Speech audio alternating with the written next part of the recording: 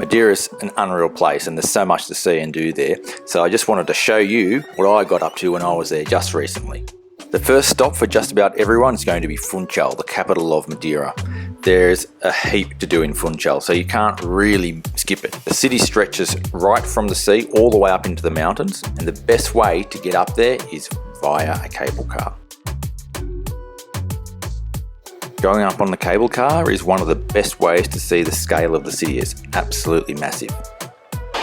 Once you're at the top, you'll be able to walk around the corner to where toboggan rides depart from. The toboggan ride's pretty cool. They've got these guys who push you down the mountain in these little toboggans.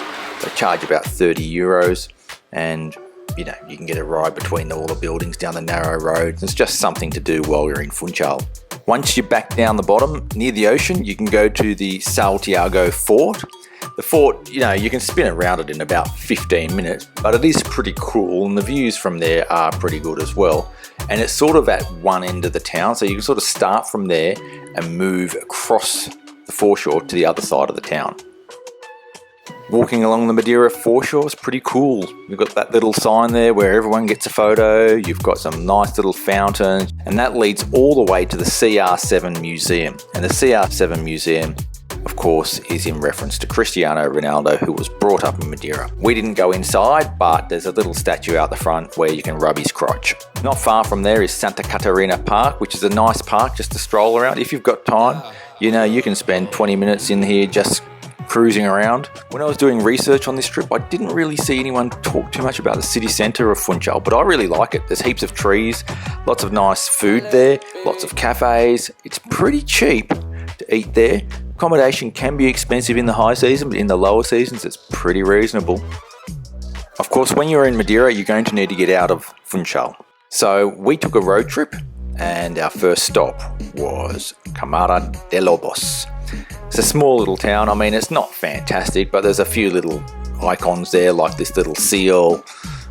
You can take a photo around the harbour, and then you can spin on to the next stop, which for most people is going to be the Miradouro da Cabo Girao, or if you say it in the local language, it's probably something totally different. This viewpoint is really high up on the cliff and it's spectacular. It does get fairly crowded, but it is on the south coast, not too far from Funchal, so if you're doing a road trip, it makes sense to come here anyway and just stop by on your way to the next stop.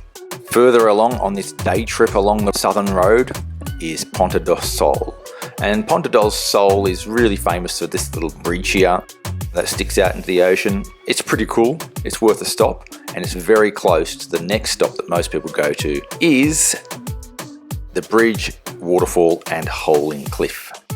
So the hole in the cliff is basically the old road from a really long time ago, and it makes a nice little shot if you want to get an Instagram shot there. If you've got a drone, it looks pretty cool as well. It doesn't even make sense why I think about you.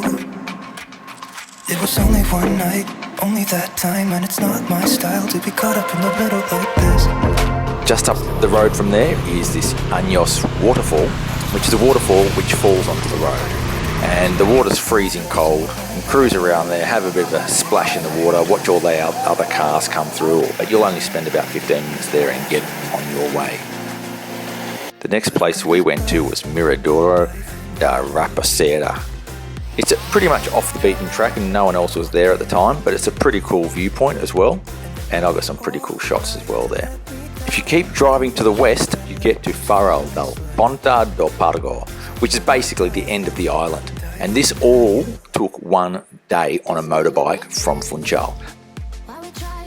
One last place on that southern road trip from Funchal was Miradouro da Garganta Funda. Basically a big waterfall. You walk down there for about half an hour, take a few shots and then go back. And from there most people will go back to Funchal if that's where they're staying. The next day we got up really early and hit the north coast, and we had a few road closures because of landslides and whatnot, so we ended up at Miradouro da Noiva.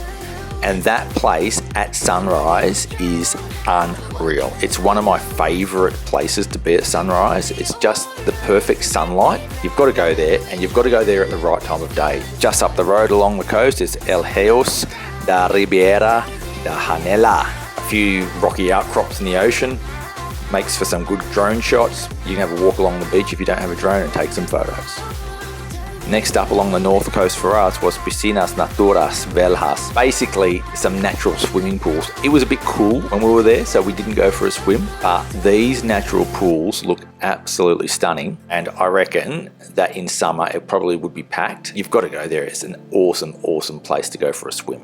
From there, we went to Fanal, which everyone raves about and everyone says you must go there. When we were there, to be honest, it's just a glorified cow paddock. There are a lot of cows. It is a paddock for the cows. And when it's bright and sunny, it's not very interesting. I wouldn't actually recommend it at all. If it's foggy, it looks cool. But even then, I mean, really?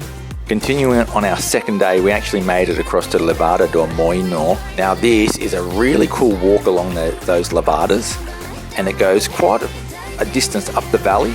And there are some really, really cool spots, especially this one where it goes through a cave, it goes under a waterfall, behind a waterfall.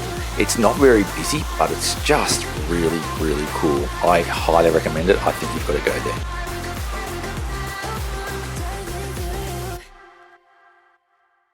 On day 3, we hit up the east coast and headed to Sao Lourenço. I think that's how you say it. That's a big walking trail, and there were heaps of groups doing walks there. It was pretty weird, and we didn't walk all the way to the end, but we did a bit of a walk and got some good views over the ocean. It's a pretty cool place to take photos, worth going to, at least for an hour or two. From there, we continued on to the place where they've got these funny homes. They're typical homes of the region, but really it's just a tourist attraction. It's like they've made these houses just for tourists. You get no locals really living in these things, they're just shops. From there, we hit up Levada dos Balcoes. This is pretty cool. I mean, it's another one of these Levada walks, and there's heaps of those in Madeira. But in this case, it's a really cool one. It's up in the mountains a little bit, and there's these little birds everywhere, which apparently you can feed from your hands. I mean, I tried for about half an hour, and not one landed on my hand. But I did see someone else have one come onto their hand. But I got some pretty cool photos of the birds, and then at the end, you get to this massive big lookout, which has views over this big valley up to the north coast, and I think it's pretty cool. Our last day of road tripping, so we only did 4 of them, was Pico de Arero. It's an amazing place for sunrise. You have to go there. Everyone goes there. It's busy. There are drones flying everywhere, including mine. And I even lost my drone there. Really long story, but it just never came back. It's amazing. An amazing, amazing spot. The sunrise there is really cool. You're sitting above the clouds. They roll in, they roll away, they're moving. There's also that little military installation up there. But really, from when it's dark until sunrise, there are just thousands of cool photos you can get here. And that's all we have on my Madeira things to do. Thanks for watching. I'm Adam from Pargo. I'll catch you next time.